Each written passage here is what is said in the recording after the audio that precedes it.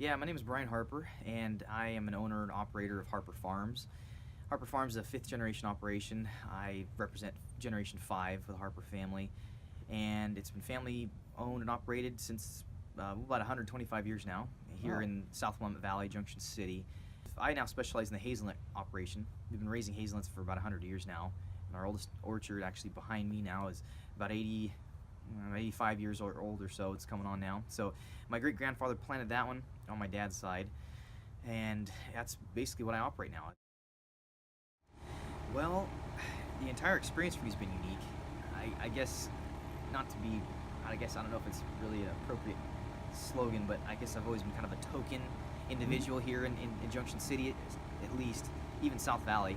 And when my family, so my mom is from Nairobi, well, she's from Kenya. Uh, we have a small farm up in some of the higher ground in Kenya, and it's Maraba Farm. My grandfather purchased that property, and we farmed it. He was a pastor, and it's still in the family. We're still farming over there. Not until college I realized I sort of felt like I lived in sort of sort of unplugged from what it was like to be black, in especially the United States. And what I learned is through history books and through YouTube, the Chappelle shows, things like that. I mean, it sounds ridiculous, but I grew up in Junction City, and anybody Yeah. knows Junction City, it's very much prominently white. But I mean, it was always a great experience. My family's incredible. They were very welcoming, my mom and my siblings, and I've done very, very well because of my family. So it's been a unique experience, especially for me. Aside from that, just defining what a farmer looks like. Here in Oregon, there's not much diversity in that, and recently being appointed to the Department of Agriculture's Board of Ag, it's definitely been an emphasis pursuing diversity amongst who is representing the industry and who's going to be willing to speak towards it and sort of create that new face for what our next generation is. And I certainly think that there's opportunity for my generation, the millennial generation, to sort of create that new stereotype, I guess, because there's always going to be another one. So, Yes. yeah. Absolutely. Well, I think just creating exposure, I think, is huge. Helping create branding is something that Oregon, I think, desperately needs to work on. But, as far as that branding, I think we have to be really careful as to where we go. And I think Business Oregon helps sort of create sort of that identity for Oregon business and who the leaders are and what they look like, and make it seem friendly to anybody. I mean, diversity is sort of a very broad term now. It's not just, color. It's, gender and everything else in between. And I think trying to definitely expose that to everybody, I think that's a good start.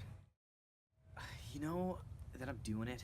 I'm here breaking stereotypes and representing for my culture, for honestly Kenya and my mom's legacy and her family's legacy.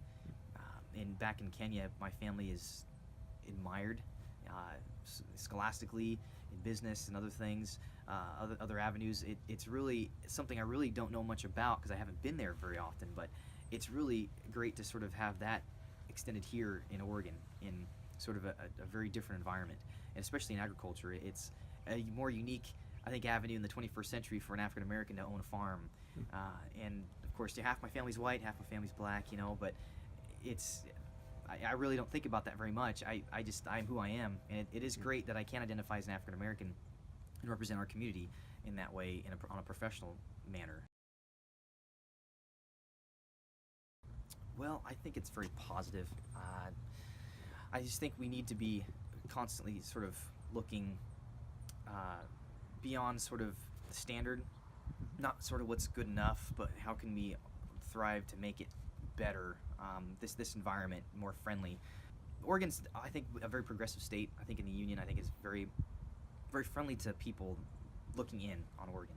It is definitely an environment that people, I think, can identify with for different reasons. I think keep Oregon weird or whatever is sort of a big slogan, but I think Oregon is just diverse, and it's become more diverse because it's such a friendly environment. I think we really do need, folks involved in business throughout, the state of Oregon to really I don't know, to be sort of that liaison for, I don't know, from the business sector to the community side.